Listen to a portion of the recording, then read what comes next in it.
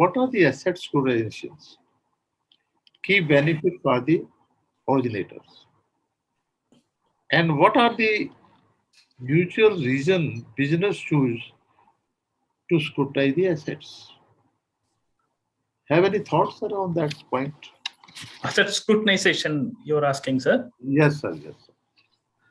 So it's a matter of the internal control. The assets, existence of the asset should be ensured, because when the assets are in the books, the physical presence also should coincide. Otherwise, whatever is mentioned in the books will become a fiction. It is not backed by true assets. So verification of existence of asset is a part and parcel of the internal control exercise, as well as it's an assurance for the investors, for the other people who are depending on the financial statements, to know that the assets are very much in existence and it is not a mere paper. It's not a fictitious statement reflecting assets, and the assets are really there. So when a prospective buyer intends to buy a business, immediately he sees the balance sheet, he sees the profit and loss account. So the balance sheet, he presumes that assets are there. So without verification, that cannot be ensured. It will result in a big shock at a later date. So verification of asset during the course of the year as well as at the end of the year is very much material for the businesses.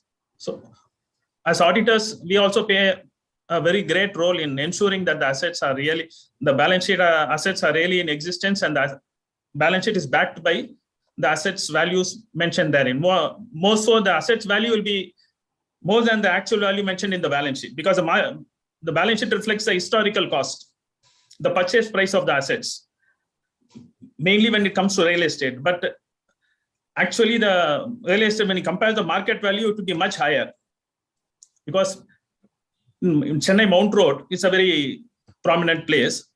100 years back, if you could have purchased the property at a few thousands of rupees, the same property may be still being carried out in the balance sheet in the same value.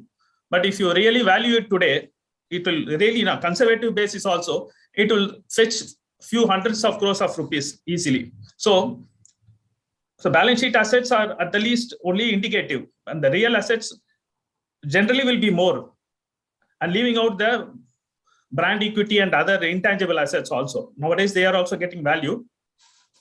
Many times they are not valued, but it is there, very much there, though it is not reflected in the balance sheet. So verification of the assets are integral part of any business, sir.